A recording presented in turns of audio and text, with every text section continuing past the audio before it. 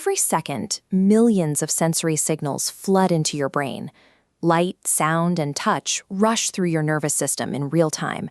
It feels natural to assume you are sitting right at the center of all this data. You picture yourself in the control room of your mind, watching a perfect live feed of the world and deliberately choosing how to react to it. But the world you see is heavily delayed and intensely edited. Your brain processes that incoming information and constructs its own tailored version of reality before you ever actually perceive it. Because of that processing delay, the vast majority of daily actions bypass your active decision-making entirely. Take your daily routines, your instant reactions, even the way you walk. These aren't choices you sit and actively deliberate over. They are executed on your behalf by your subconscious mind. It operates entirely in the background, directing almost everything you do without asking for permission. So, if the reality of experience is a delayed construct, and your subconscious is making most of your choices, so who is actually driving your life? The human body operates under a strict biological limit. Trying to consciously think about those millions of raw environmental signals all at once would require a massive, completely unsustainable amount of physical energy. To solve this energy crisis, the brain acts as a filtration system. Most data is diverted downward into the subconscious network, where it finds familiar patterns and triggers automatic reactions, skipping the conscious mind entirely. We experience these automatic loops every single day. They are our habits, the route you drive to work, the way you tie your shoes, an invisible biological autopilot running silently in the background. This autopilot is brutally efficient.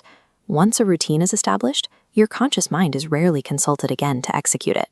For most of our waking hours, we are effectively passengers in our own bodies, simply playing out pre-programmed responses to the environment around us. Even when faced with this, it is easy to fall back on our memories for comfort. We assume that even if the present is automated, our past remains a flawless, objective record of who we are. But memory does not work like a video camera. Your brain does not store events as permanent, static files on a hard drive waiting to be cleanly played back. Recall is an active process. Every time you access a memory, your brain gathers scattered fragments and reassembles them from scratch. During this, present-day biases slip into the gaps, replacing original details and shifting the final structure. Over years of recall, these events actively mutate. With each remembering, they drift a little further away from objective truth. Your past is constantly being edited, and your present often runs on a subconscious autopilot. This leaves much less room for conscious deliberation than we usually care to admit. That can feel like a heavy realization, but the physical biology of the brain also reveals exactly how we can find stability in such a fluid system. There is a basic rule to neural activity. Every time you repeat an action, or every time one of those subconscious routines fires, a specific electrical signal passes through your brain. This is neuroplasticity in action. When you learn something new or repeat a behavior, those electrical signals physically reshape the tissue. New neural connections branch out, thicken, and fuse together. The more often that signal fires, the stronger the physical bridge becomes, and the deeper the subconscious habit is ingrained into your biology.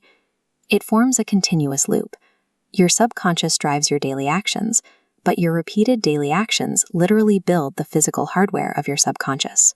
While the subconscious runs daily programs, your conscious mind holds the power to rewrite the code. You do this through deliberate, difficult choices. Learning a new skill forces your brain to work differently, carving entirely new, fragile neural pathways. Practicing that behavior starves the old subconscious pathways. The old connections wither, and new pathways thicken to become your default autopilot. Through the power of daily habits, you act as the hardware engineer of your own mind, physically building the biological systems that drive you.